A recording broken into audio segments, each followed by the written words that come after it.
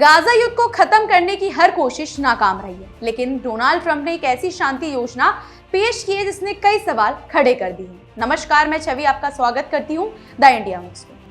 Gaza युद्ध को खत्म करने के लिए डोनाल्ड ट्रंप की ओर से पेश की गई नई शांति योजना ने अचानक पूरी दुनिया का ध्यान अपनी ओर खींच लिया है, क्योंकि इस योजना को कुछ लोग ऐतिहासिक कदम बता रहे हैं तो कुछ इसे केवल एक राजनीतिक चाल मान रहे हैं, और इसी विरोधाभास ने इसे चर्चा का सबसे बड़ा मुद्दा बना दिया। ट्रंप ने अपने प्रस्ताव में 20 अहम बिंदु रखे हैं, जिनमें युद्ध विराम, इजरायली सेना की सीमित वापसी, हमास द्वारा सभी बंधकों की रिहाई और उसके बाद इजराइल की जेलों में बंद फिलिस्तीनी कैदियों की रिहाई जैसी शर्तें शामिल हैं। इसके साथ ही गाजा के प्रशासन को एक स्थानीय तकनीकी समिति के हवाले करने और उसकी देखरेख अमेरिका तथा अरब देशों के नेतृत्व वाले बोर्ड ऑफ पीस द्वारा करने का जिक्र किया गया है।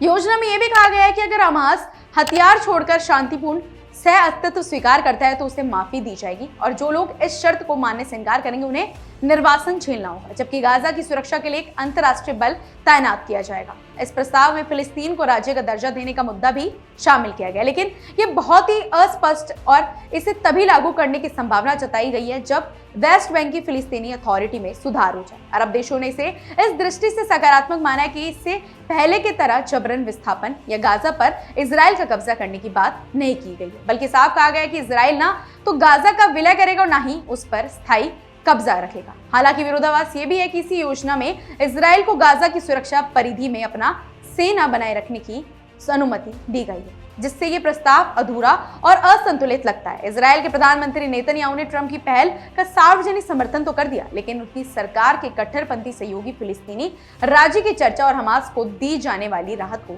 स्वीकार करेंगे या नहीं, यह भी सवाल बना हुआ है। दूसरी ओर हमास की तरफ से कोई आधिकारिक प्रतिक्रिया सामने नहीं आई है, लेकिन उनके एक वरिष्ठ नेता ने साफ कर दिया है कि जब तक इजराइल गाजा से पूरी तरह बाहर नहीं निकलता तब तक किसी भी तरह का समझौता संभव नहीं है। यही कारण है कि एक्सपर्ट्स इस योजना को ठोस हल नहीं बल्कि केवल एक फ्रेमवर्क मान रहे हैं। पिछले कई महीनों से अमेरिका, कतर की मध्यस्थता से शांति वार्ता की कोशिशें हो रही हैं, लेकिन बार बार की गई इन कोशिशों का नतीजा शून्य नहीं रहा है। ट्रंप की इस योजना को भी उसी पंक्ति में खड़ा किया जा रहा है, क्योंकि गाजा में लगातार जारी इजरायली बमबारी और आम नागरिकों की मौतों ने हालात को और ज्यादा गंभीर बना दिया। यूरोपीय और अरब देशों की लंबे समय से यही मांग रही है कि 2 राष्ट्र समाधान ही स्थायी शांति का रास्ता है, और उन्हें उम्मीद थी कि ट्रंप की पहल से कोई नई राह निकलेगी। लेकिन असलियत ये भी है, जब तक नेतन्याहू और हमास दोनों को युद्ध रोकने से ज्यादा फायदा शांति में नजर नहीं आता,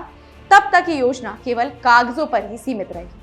ट्रंप ने इसे सभ्यता के इतिहास का सबसे बड़ा दिन और मध्य पूर्व में स्थायी शांति की दिशा बताया है, लेकिन इसमें इतने सारे अस्पष्ट और विरोधाभासी बिंदु है कि किसी भी समय यह समझौता टूट सकता है। यही वजह है कि प्रस्ताव उम्मीद तो जगाता है, लेकिन गाजा युद्ध खत्म करने की गारंटी अभी भी बेहद दूर और धुंधली लगती है। फिलहाल ऐसी अपडेट्स के लिए जुड़े रहिए हमारे चैनल द इंडिया मूव्स के साथ।